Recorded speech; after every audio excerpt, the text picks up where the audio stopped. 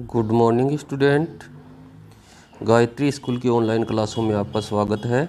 तो अपना जो लेसन नंबर 1 चल रहा था फिजिक्स में, विद्युत आवेश एवं क्षेत्र। तो विद्युत आवेश और क्षेत्र में हमने स्थिर विद्युत्की के बारे में डिस्कस कर लिया था। पिछला भाग नंबर 1 था।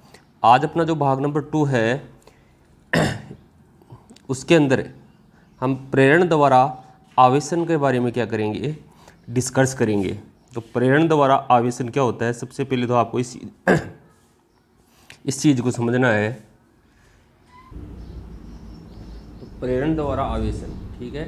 तो प्रेरण द्वारा आवेशन कैसे, वस्तु को कैसे आवेशित किया जा सकता है। तो कोई भी आपकी वस्तु है, कोई आवेशित वस्तु है, उस आवेशित वस्तु के संपर्क में आप कोई अनावेशित वस्तु लेके आएंगे तो वो वस्तु अब क्या हो जाती है, आपकी आवेशित हो जाती है। तो उसको हम बोलते हैं संपर्क द्वारा आवेशन। और यदि कोई अनावेशित वस्तु के संपर्क में आवेशित वस्तु को, कोई अनावेशित वस्तु है उसके संपर्क में कोई अनावेशित वस्तु लाए बिना ही उसको क्या कर दिया जाए, आवेशित कर दिया जाए, तो उसको हम बोलते हैं प्रेरण द्वारा आवेशन। समझ गए होंगे। यदि आप संपर्क में लेके आ रहे हो तो वो आएगा संपर्क द्वारा आवेशन, और आप यदि उसको संपर्क में लाए बिना ही क्या कर रहे हो, उसको आवेशित कर रहे हो, ठीक है, तो उसको हम बोलेंगे प्रेरण द्वारा आवेशन। तो इसकी आप डेफिनेशन इस प्रकार से लिख सकते हो, इस प्रकार से लिखना है आपको।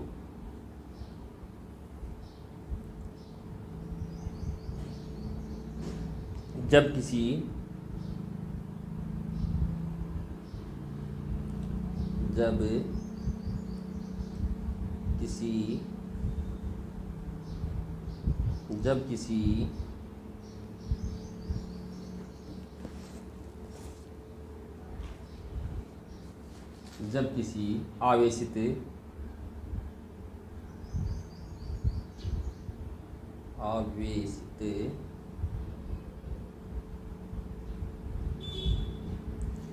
किसी आवेशित वस्तु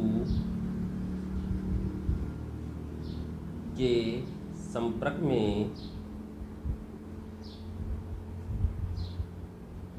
संपर्क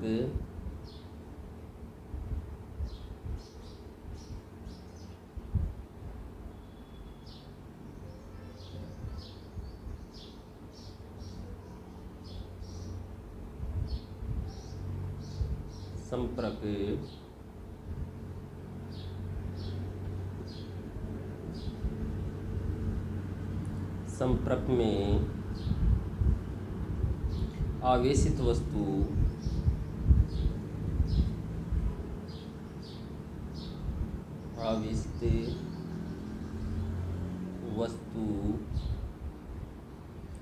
लाई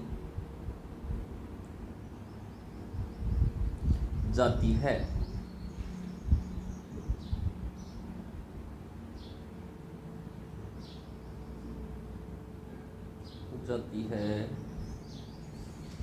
तो लाई जाती है तो वह वस्तु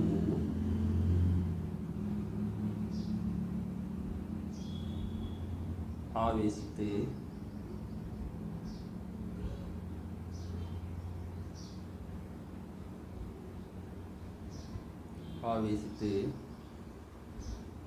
हो जाती है। इस प्रक्रिया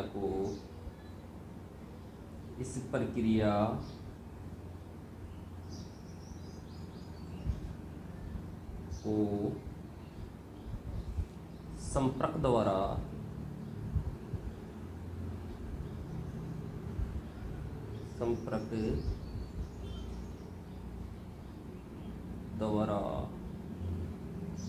आवेशन कहते हैं।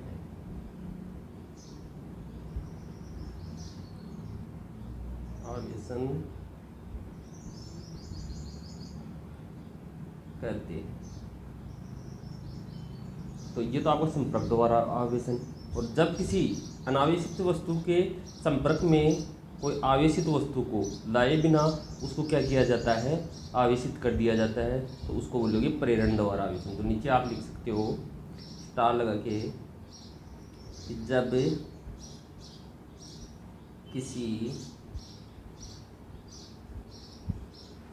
किसी आवेशित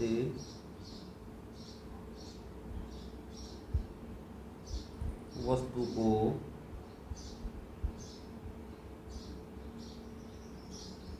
अनावेशित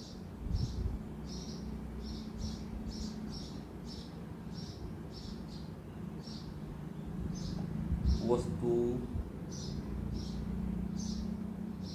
के बिना संपर्क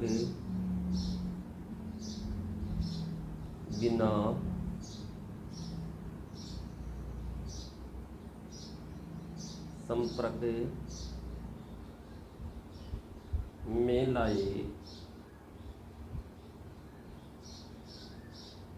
लाए आवेशित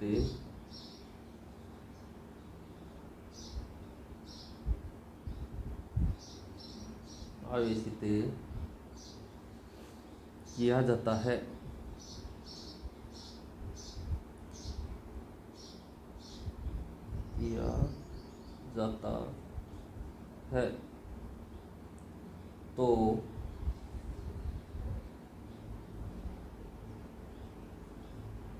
तो इस प्रक्रिया को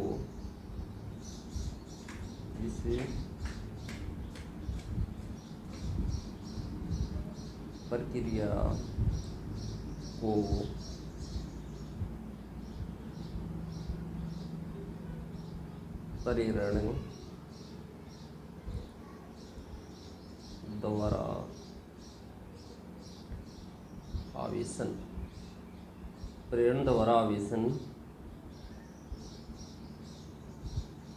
कहते हैं।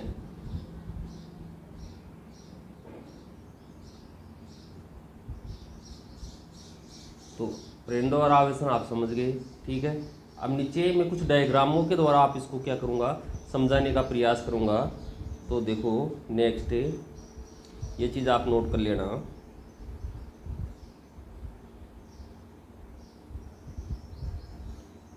जैसे ये दो आपके पास उदासीन गोले हैं, दो क्या है आपके पास, उदासीन गोले, समझ गए। अब ये प्रारंभ में क्या है आपके, उदासीन है दोनों, ठीक है। जैसे ही मैं इसके पास कोई आवेशित वस्तु यानी संपर्क में नहीं लेके आऊँगा, इसके पास कोई आवेशित वस्तु लेके आऊँगा, जैसे ये धनावेशित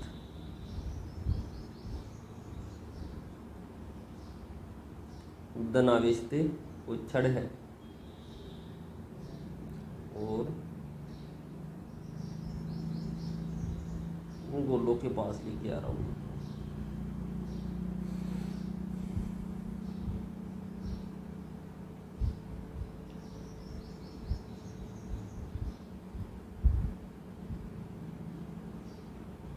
जैसे इनके पास लेके आऊँगा तो जो आपका ऋणावेश है, ठीक है, जो ऋणावेश है वो तो इधर यानी आपका धनावेश ऋणावेश को क्या करेगा, अटैक करेगा। तो आपका ऋणावेश इससे धनावेश छड़ की ओर आ जाएगा और इसमें जो धनावेश होगा, जितना इसमें धनावेश है उतना ऋणावेश होगा, तब भी उदासीन होंगे ये, ठीक है। और इसका जो धनावेश है वो आपका इधर इस गोले यानी छड़ से दूर चला जाएगा, समझ गए। अब इसे जो चालक छड़ है इसको मैं दूर उठा लेता हूँ। तो जैसे इसको दूर उठाता हूँ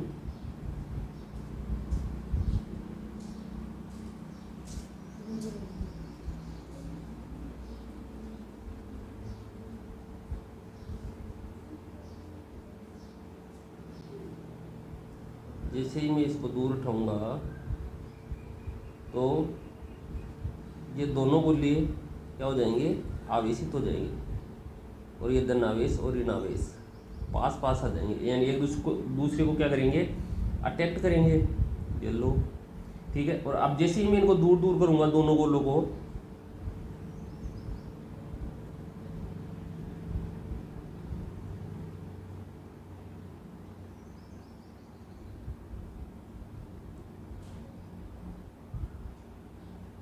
ये अलग अलग कर लिया मैंने दोनों गोलों को, तो आपका एक गोला है वो तो क्या हो जाएगा, ऋणावेशित। इसे ये गोला तो आपका क्या हो गया, ऋणावेशित।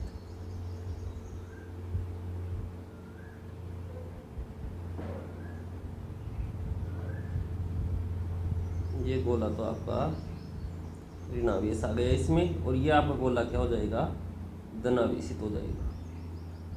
इस प्रकार से ये आपके जो कुचालक गोले थे वो क्या हो गए, आवेशित हो गए। तो इस चीज़ को आप बोलोगे प्रेरण द्वारा आवेशन। नीचे आप ये डायग्राम बना सकते हो, अपना डायग्राम ए है ये,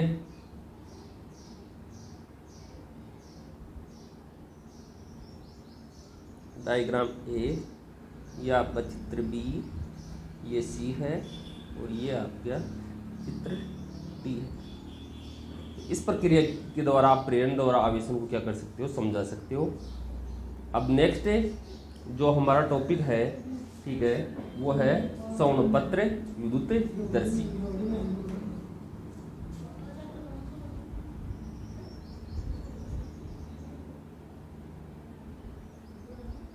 तो नेक्स्ट आप हेडिंग डालो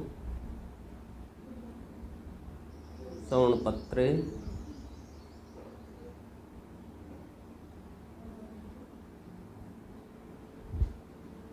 विद्युत दर्शी।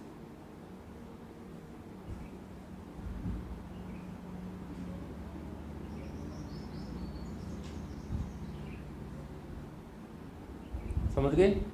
अब सबसे पहले आपको इस सवर्णपत्र विद्युतदर्शी को समझना है कि ये सवर्णपत्र विद्युतदर्शी क्या होती है, ठीक है।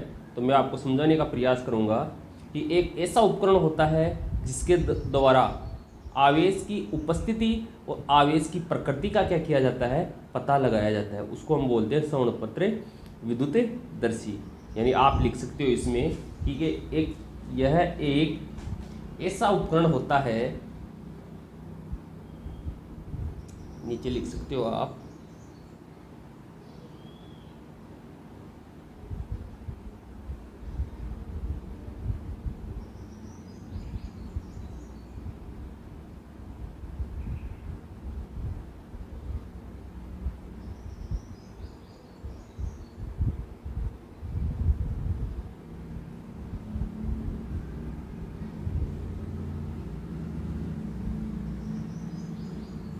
सवर्णपत्र विद्युतदर्शी। तो सवर्णपत्र विद्युतदर्शी लिख सकते हो आप, तो लिखो आप इसमें, यह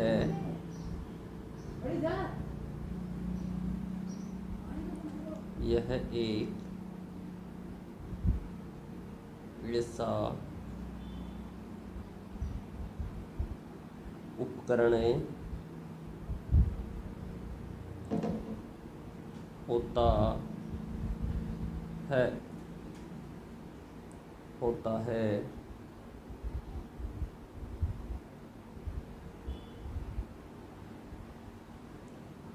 होता है जिसमें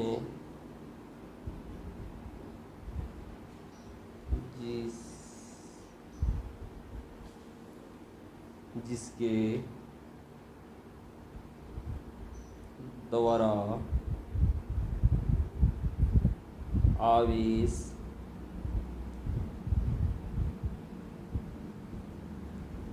द्वारा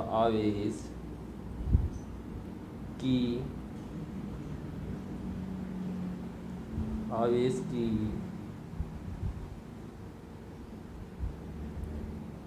उपस्थिति का पता लगाया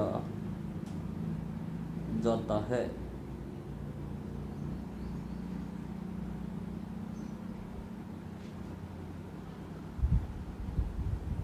आवेश की उपस्थिति का पता लगाया जाता है।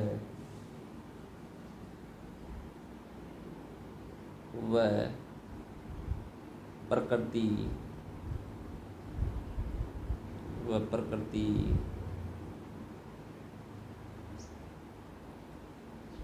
ज्ञात की जाती है। यह आपकी श्रवण पत्र विद्युतदर्शी है। यह एक ऐसा उपकरण है जिसके द्वारा आवेश की उपस्थिति का आप क्या करोगे, पता लगाओगे। अब देखो इसका डायग्राम किस प्रकार से बनेगा। ब्लॉक जो इसका डायग्राम है वो इस प्रकार से बनेगा।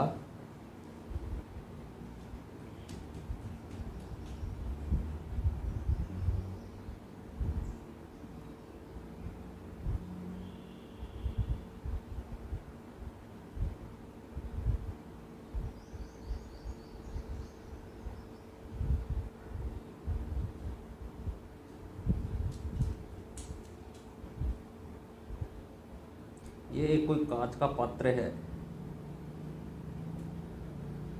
ये कोई क्या है, कांच का पात्र। यहाँ पर इस कांच के पात्र में आपने ऊर्ध्वाधर ये क्या लगा दी, कोई धातु की छड़ लगा दी आपने।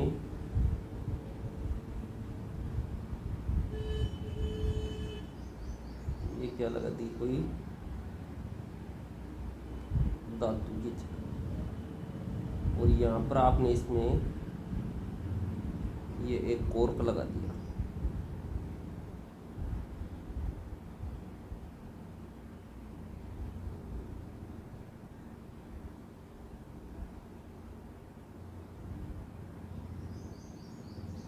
ये कोई धातु की छड़ है।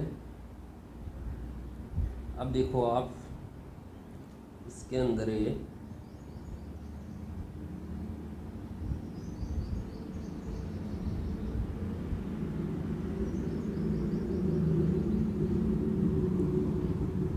नीचे इस प्रकार से ये कोई सोने की पत्तियां लगी हुई है। समझ गए। ये आपको क्या है, कोई कांच का पात्र। समझ गए। ये कोई आपकी धातु की छड़ है। धातु की छड़। ये उच्चालक कॉर्क, उच्चालक कॉर्क।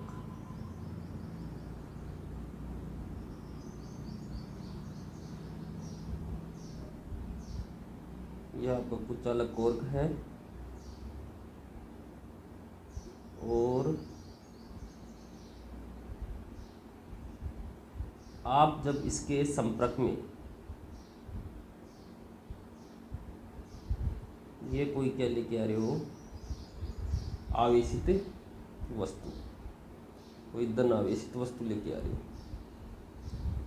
धन आवेशित वस्तु। तो ये इसका जो धनावेश है ये इस छड़ से होते हुए, इस छड़ से होते हुए कहाँ पर आ जाएगा, सोने की पत्तियों तक आ जाएगा। समझ गए मेरी बात। तो जैसे दोनों पत्तियों के ऊपर धनावेशित आ जाएगा तो ये सोने की पत्तियां समान चार्ज के कारण क्या हो जाएंगी, फैल जाएंगी।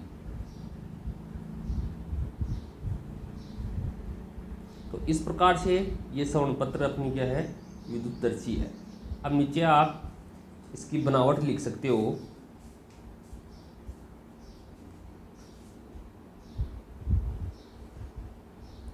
नीचे आपको लिखनी है बनावट।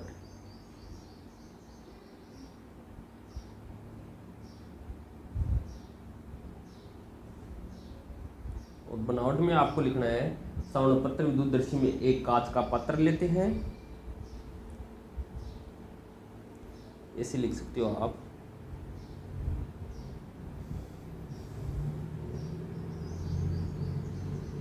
श्रवणपत्र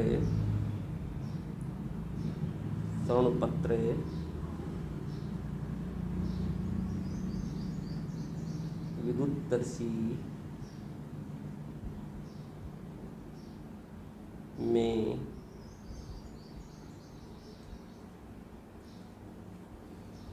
एक कांच के पात्र में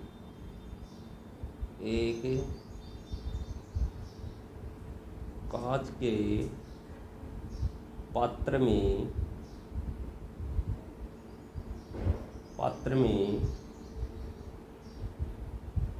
के पात्र में एक धातु की छड़ ऊर्ध्वाधर लगी होती है।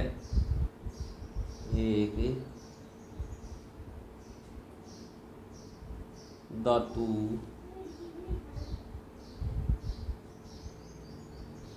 की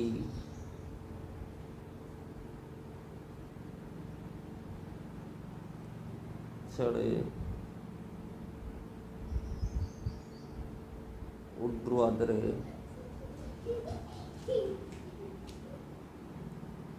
लगी होती है।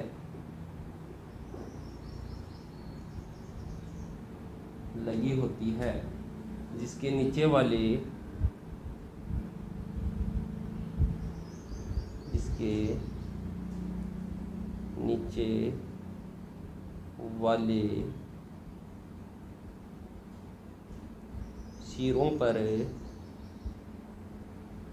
सिरों पर दो सोने की पत्तियां लगी होती हैं। तो सोने की पत्तियां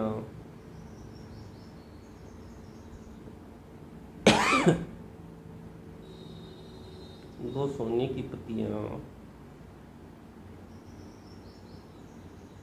लगी होती हैं।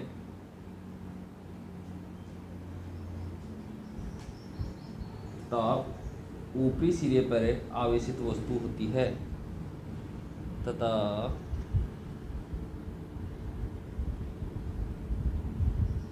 ऊपरी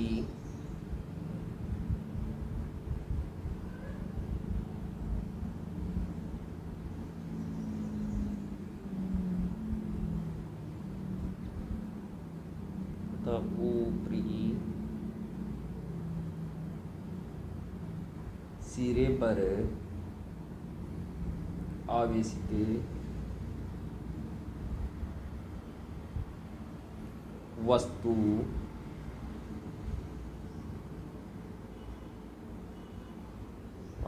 वस्तु होती है। ये इसकी बनावट हो गई। अब इसकी कार्य प्रणाली, नीचे आप इसकी क्या लिख सकते हो, कार्य प्रणाली लिख सकते हो। तो इसकी कार्य प्रणाली,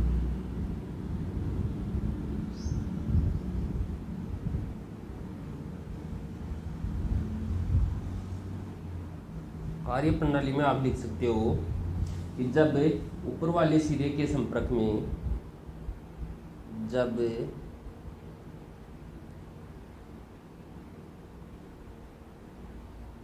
ऊपर वाले सिरे के संपर्क में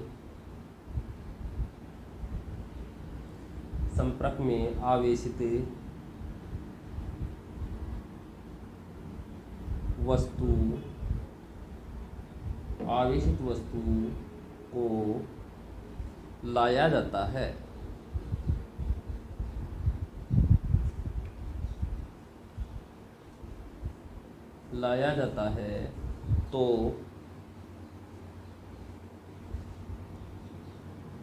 तो आवेश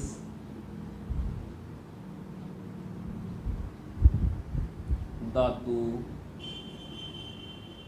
की छड़ आवेश धातु की छड़े से होकर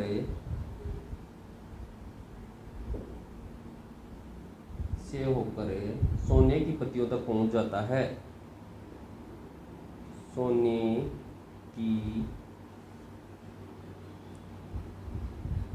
पत्तियों तक पहुंच जाता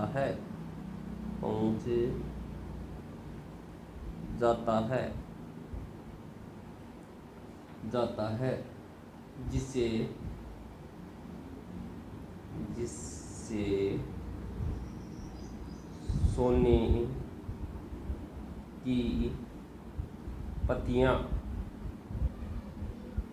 जिससे सोने की पत्तियां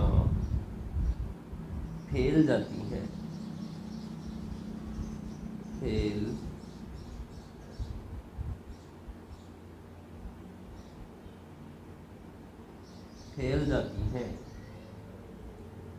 पत्तियों का फैलना या सिकुड़ना आवेश की प्रकृति पर निर्भर करता है।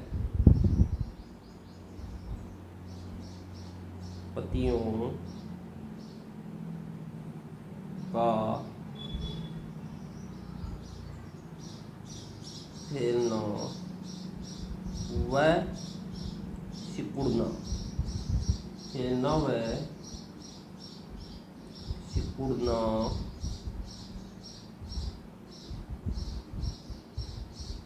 आवेश की प्रकृति पर निर्भर करता है।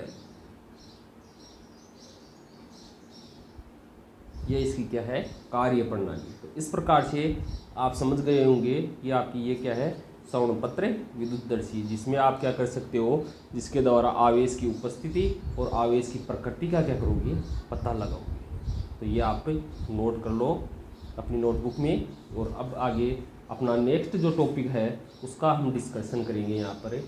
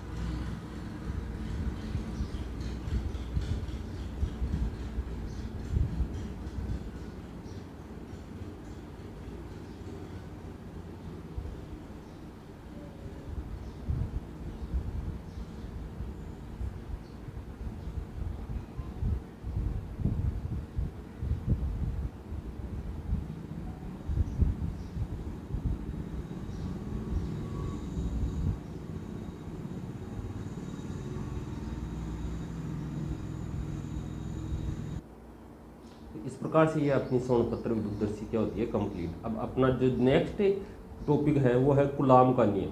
ठीक है, नेक्स्ट अपना ये जो टॉपिक है वो बहुत इम्पोर्टेंट है आपके इस सिलेबस की दृष्टि से और अपने इस लेसन की दृष्टि से। कूलाम का नियम सबको आपको पता होना चाहिए कि कूलाम का नियम क्या है। ठीक है, तो समझना है आपको कि जब आप दो आवेशों को क्या करते हो, पास पास में रख देते हो, तो अन्योन्य क्रिया के कारण उन दोनों आवेशों के मध्य स्थिर विद्युत बल कार्य करता है। क्या, कौन सा बल? स्थिर विद्युत बल कार्य करेगा। तो कूलाम के अनुसार दो आवेशों के मध्य लगने वाला आकर्षण व प्रतिकर्षण बल उन दोनों आवेशों के गुणनफल के समानुपाती और उनके मध्य की दूरी के वर्ग के क्या होता है, व्युत्क्रमानुपाती।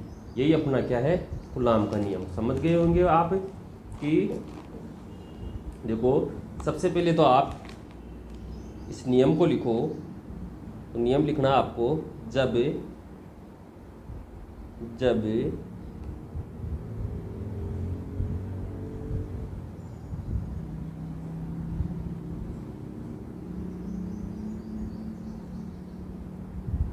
जब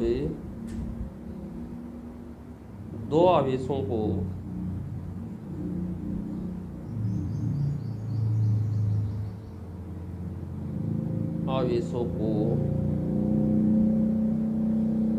पास पास पास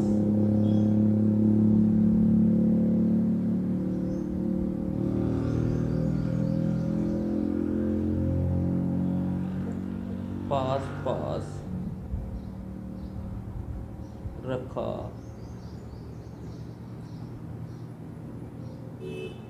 जाता है।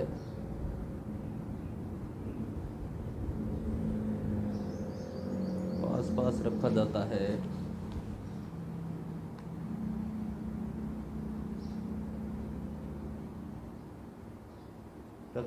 है तो अन्योन्य क्रिया द्वारा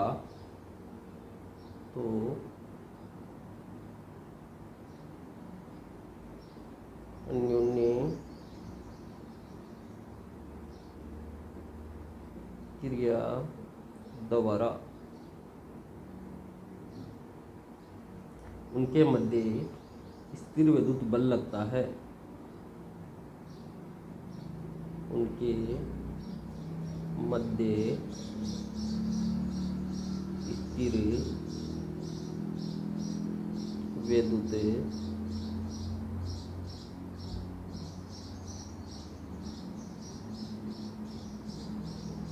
विद्युत बल लगता है। अब जो इन दोनों आवेशों के मध्य लगने वाला जो आपका स्थिर विद्युत बल है वो किसके बराबर होगा, वही आपका कूलाम का नियम है। ठीक है, तो आपको इस प्रकार से लिखना है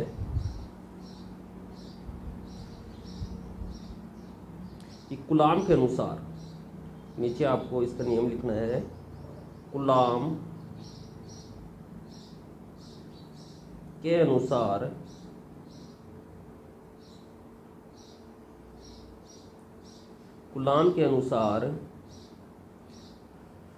दो आवेशों के मध्य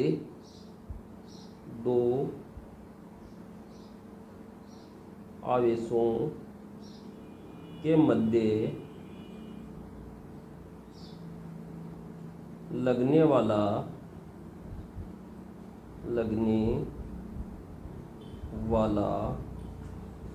आकर्षण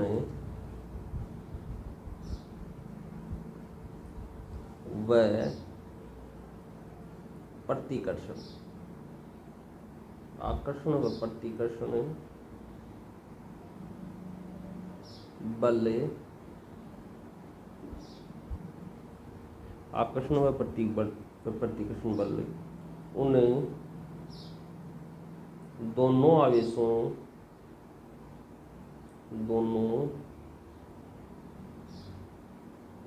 आवेशों के गुणनफल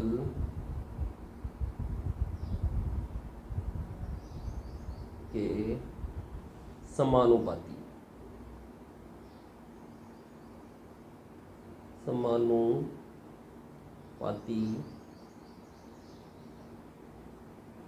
व उनकी मध्य की दूरी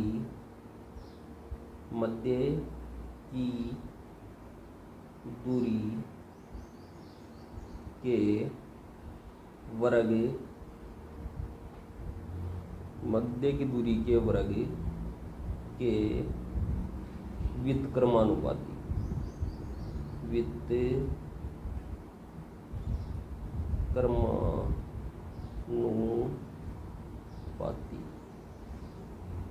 मध्य की दूरी के वर्ग के व्युत्क्रमानुपाती होता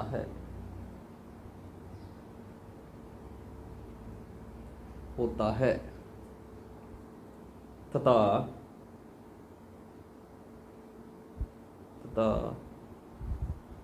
बल दोनों आवेशों को मिलाने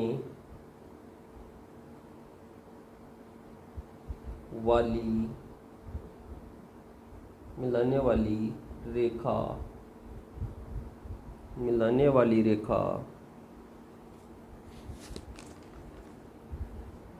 के अनुदिश कार्य करता है। मिलाने वाली रेखा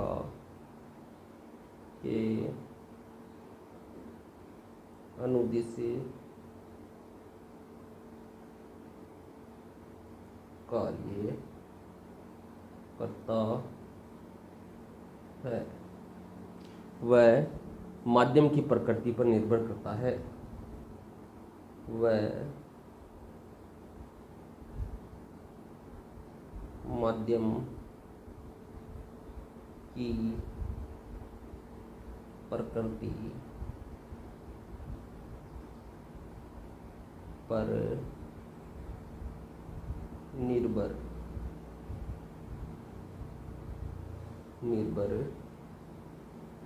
करता है। समझ गए आप? यही आपका कूलाम का नियम है कि कोई भी अपने दो आवेश हैं, पास पास में रखे हुए हैं, उनके मध्य लगने वाला जो आकर्षण और प्रतिकर्षण बल का मान होगा, उन दोनों आवेशों के गुणनफल के क्या होगा, समानुपाती, और उसके मध्य की दूरी के वर्ग के क्या होगा, व्युत्क्रमानुपाती। ठीक है। पर ये जो आपका बल है, उन दोनों आवेशों को मिलाने वाली रेखा के अनुदिश क्या करता है, कार्य करता है। ठीक है। और ये क्या करता है, माध्यम की प्रकृति पर भी निर्भर करता है। ठीक है। अब देखो, इस प्रकार से अपने दो आवेश हैं, ये अपने दो आवेश है। एक आवेश आपके पास कोई बिंदु है ए, इसके ऊपर रखा हुआ है Q1, और दूसरा जो अपना आवेश है वो है Q2, और ये बिंदु B पे रखा हुआ है। इन दोनों के मध्य की जो दूरी है, इन दोनों के मध्य की जो दूरी है वो मैं क्या ले लेता हूँ, R है। ठीक है। तो कूलाम के नियम के अनुसार अपना इन दोनों आवेशों के मध्य लगने वाला जो बल है F, जो बल F है वो इन दोनों आवेशों के मध्य, दोनों आवेशों के गुणनफल के क्या होगा, समानुपाती, यानी F इज प्रोपोर्शनल क्या होगा, Q1 Q2, और इनके मध्य की दूरी के वर्ग के क्या होगा, व्युत्क्रमानुपाती, यानी F इज प्रोपोर्शनल क्या होगा, 1/r²।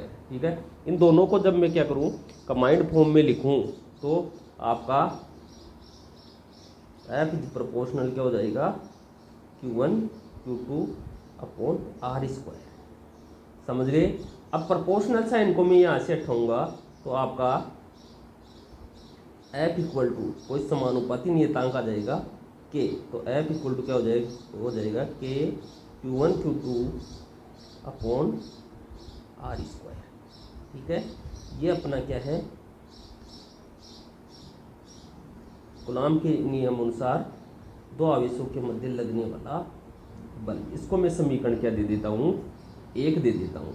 अब इसके नीचे ये जो यहाँ के है, इसको बोलते हैं हम स्थिर विद्युत नियतांक, जिसका मान निर्वात के लिए कितना होगा, तो नीचे लिख दो आप यहाँ के स्थिर विद्युत नियतांक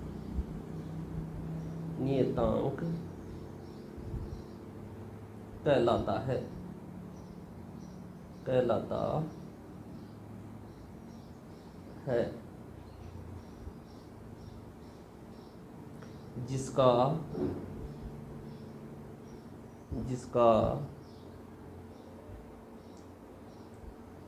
निर्वात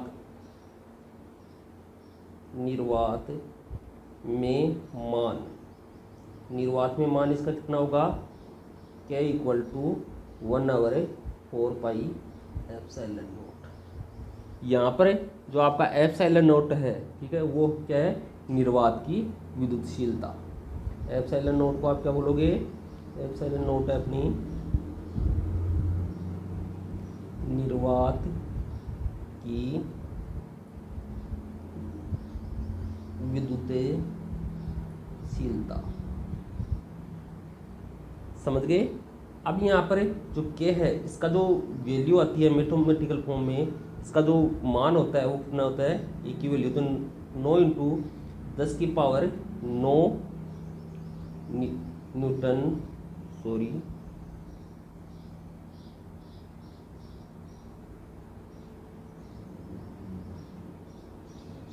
इसकी जो वैल्यू होती है वो होती है न्यूटन मीटर स्क्वायर प्रति कूलम स्क्वायर।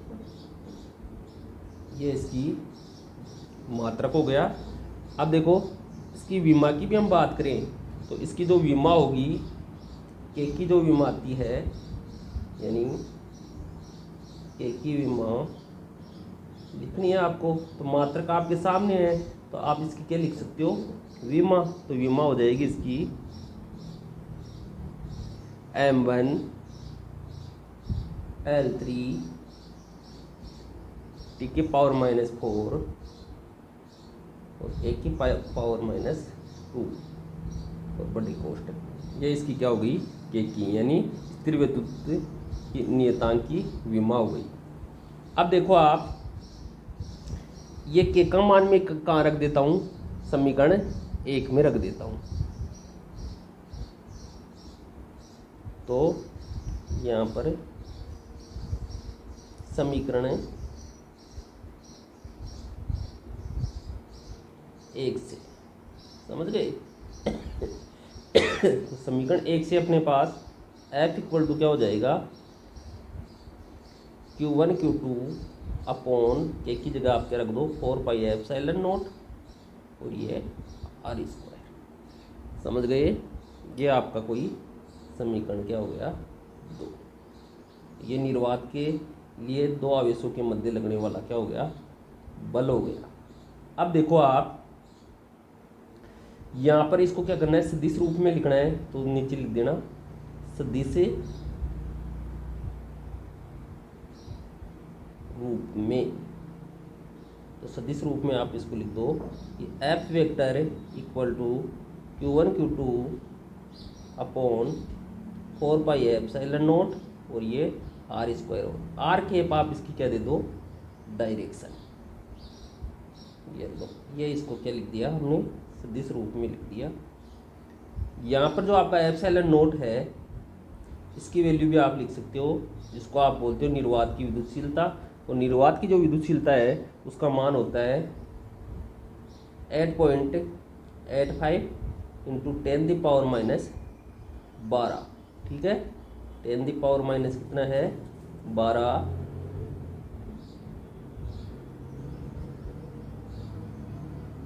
10⁻⁻12। ठीक है, इसका मात्रक भी आप लिख सकते हो। जो मात्रक आपके है के का आया है उसका उल्टा हो जाएगा इसका मात्रक, यानी coulomb square equal to coulomb square upon newton metre square. विमा आप इसकी लिखो तो विमा आप इसकी लिख सकते हो, यानी ε0 की विमा। बहुत बार एग्जाम में पूछ लेता है के की विमा या ε0 की विमा। तो ε0 की जो विमा होगी वो जस्ट जो के की आपने विमा लिखी है उसका उल्टा, यानी जो इसमें अपनी पावर आई है, ठीक है, उसको नेगेटिव कर दो आप, यानी m-1 हो जाएगा, l-3 हो जाएगा और t की पावर 4 और a की पावर 2। ये इसकी क्या जाएगी, विमा आ जाएगी। तो इस प्रकार से ये निर्वात के लिए अपने दो आवेशों के मध्य लगने वाला क्या हो गया, बल हो गया, जो आपने कूलम के नियम से लिखा है। अब हम माध्यम की बात करें, इसकी बात करें कि माध्यम के लिए आप क्या करोगे। ठीक है, तो माध्यम के लिए नीचे लिख दो आप, वो नोट कर लेना आप। माध्यम के लिए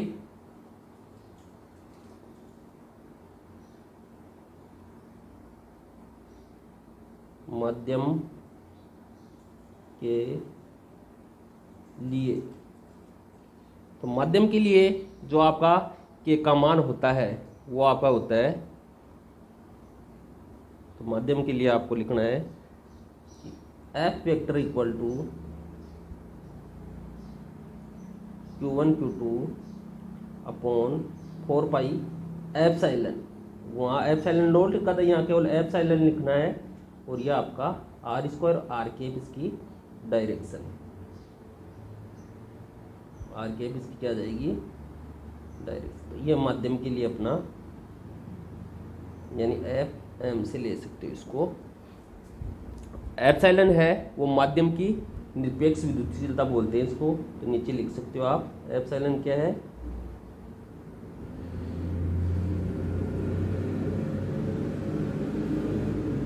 माध्यम की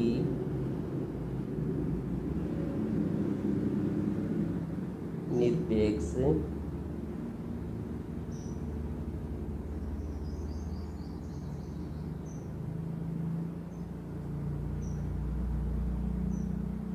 माध्यम की निरपेक्ष विद्युतशीलता। इसका जो मान है वो माध्यम के ऊपर डिपेंड करता है कि अपना माध्यम कैसा है, ठीक है। उसके अकॉर्डिंग अपने इस एप्सिलॉन की वैल्यू आती है। तो इस प्रकार से यह माध्यम के लिए हो गया।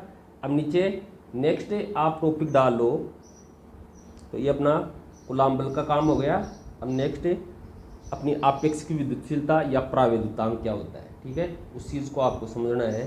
तो नेक्स्ट अपना टॉपिक रहेगा, वो स्टार लगा के आप लिख लो, स्टार लगा के लिखना है आपको कि आपेक्षिक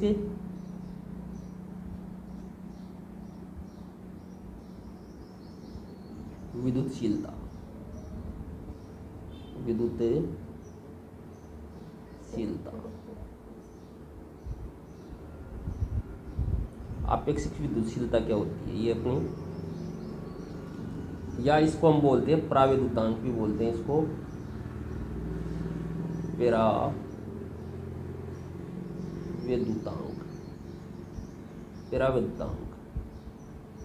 जिसको आप एप्सिलॉन आर से लिखोगे। इसको परावैद्युतांक को किससे लिखोगे, एप्सिलॉन आर से। ये परावैद्युतांक अपना क्या होता है, तो परावैद्युतांक हम बोलते हैं कि माध्यम की निरपेक्ष विद्युतशीलता, क्या बोला मैंने, माध्यम की निरपेक्ष विद्युतशीलता और निर्वात की विद्युतशीलता के अनुपात को हम क्या बोलते हैं, आपेक्षिक विद्युतशीलता या परावैद्युतांक बोलते हैं। तो सबसे पहले आप इसकी डेफिनेशन लिख सकते हो इस प्रकार से कि माध्यम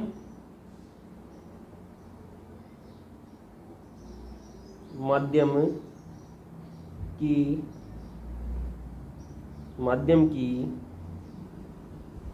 निरपेक्ष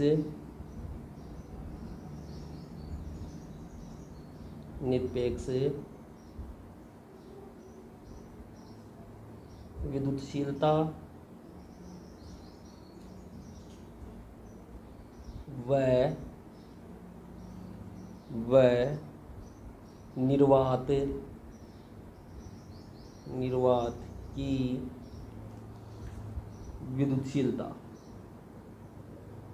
निर्वात की विद्युतशीलता, के अनुपात को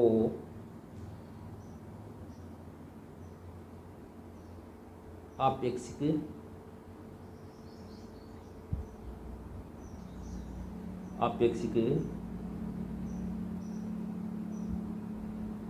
विद्युतशीलता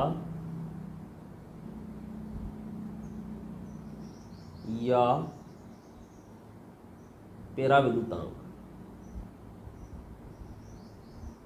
परावैद्युतांक कहते हैं। अर्थात जो आपका एप्सिलॉन आर है, ठीक है, एप्सिलॉन आर को आप क्या बोलते हो, एप्सिलॉन आर जो होगा वो किसके बराबर है, मैंने बताया कि निरपेक्ष विद्युतशीलता, माध्यम की निरपेक्ष विद्युतशीलता अपनी एप्सिलॉन आर, और निर्वात की विद्युतशीलता वो है आपकी एप्सिलॉन नॉट। इसके अनुपात को आप क्या बोलते हो, परावैद्युतांक या आपेक्षिक विद्युतशीलता। अब ये किस प्रकार से आती है अपनी, वो देखो आप नीचे, जब आप क्या करोगे, निर्वात में लगने वाला बल, पहले तो लिखो आप नीचे, निर्वात में लगने वाला बल। तो निर्वात में लगने वाला जो बल है आपका वह है एफ नोट मान लो। एफ नोट इक्वल टू क्या आता है 1/4πε0 और Q1 Q2 upon R square. ये निर्वात में लगने वाला है। अब नीचे लिखूंगा मैं माध्यम में लगने वाला बल। तो माध्यम में लगने वाला बल है अपना, उसको मैं ले लेता हूँ एफ एम से। और एफ एम इक्वल टू क्या आया कि 1/4πε और ये Q1 Q2 upon R square. इसको मैं दे देता हूँ समीकरण 2। अब समीकरण 1 को मैं समीकरण 2 में क्या कर देता हूँ डिवाइड कर देता हूँ, यानी नीचे लिख दूँ समीकरण 1 डिवाइडेड बाई समीकरण 2। समीकरण 1 में समीकरण 2 का जब मैं क्या कर दूँ भाग दे दूँ, यानी आपका F naught upon F M equal to 1/4πε0 और ये आपका Q1 Q2 upon R square. इसमें मैं डिवाइड करूँ 1/4πε और ये Q1 Q2 upon R square. तो यहाँ देखो Q1 Q2 upon R square से Q1 Q2 upon R square cancel out हो जाएगा और 1/4π से 1/4π क्या हो जाएगा कैंसिल आउट हो जाएगा। तो एप्सिलॉन नोट तो नीचे आ जाएगा और आपका एप्सिलॉन क्या हो जाएगा ऊपर चला जाएगा। तो अपने पास क्या आ जाएगा F naught upon F M equal to क्या आ जाएगा ये आपका एप्सिलॉन ऊपर और एप्सिलॉन नोट नीचे। अब ये क्या है आपकी प्राविद्युतांक, मैंने अभी बताया आपको एप्सिलॉन आर के बराबर होता है आपका। इसका मतलब ये आपका हो गया यानी एप्सिलॉन अपॉन एप्सिलॉन नोट किसके बराबर होगा एप्सिलॉन आर के बराबर। तो यहाँ पर एप्सिलॉन आर इक्वल टू क्या हो गया एप्सिलॉन नोट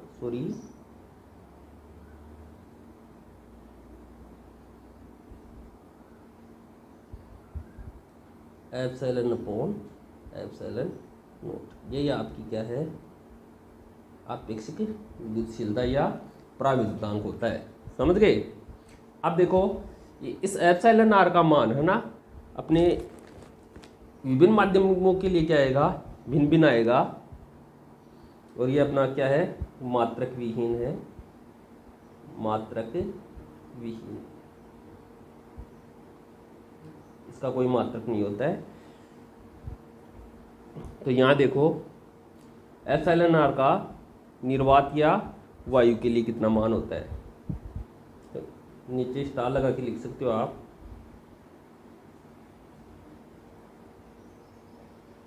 निर्वात या वायु के लिए आपका जो एप्सिलॉन आर की वैल्यू होती है एप्सिलॉन आर निर्वात और वायु के लिए इसका मान आता है 1। समझ गए। ऐसे ही अपने जल के लिए ये 2-3 वैल्यू हैं जो आपको काम में आएंगी जब आप न्यूमेरिकल सॉल्व करोगे। तो जल के लिए जो आपका एप्सिलॉन आर का मान होता है एप्सिलॉन आर का मान कितना आता है 80। इसी प्रकार धातु के लिए आपको ध्यान में रखना है धातु के लिए, तो धातु के लिए अपना जो एप्सिलॉन आर की वैल्यू होती है वो होती है इन्फिनिट। ये 2-3 आपकी जो वैल्यू है उनको आपको याद रखना है, ये आपके न्यूमेरिकल में काम में आएंगी। तो यहाँ तक आप इसको पॉज कर सकते हो और उतार सकते हो। ठीक है। अपना जो नेक्स्ट जो टॉपिक रहेगा ठीक है ये यहाँ तक अपना क्या था कूलाम का नियम था। अब अपना जो नेक्स्ट जो टॉपिक चलेगा वो कूलाम के नियम का क्या करेंगे अब सदिश निरूपण करेंगे। ठीक है। आगे जो अपना नेक्स्ट टॉपिक होगा वो अपनी नेक्स्ट क्लास में हम क्या करेंगे डिस्कस करेंगे। धन्यवाद।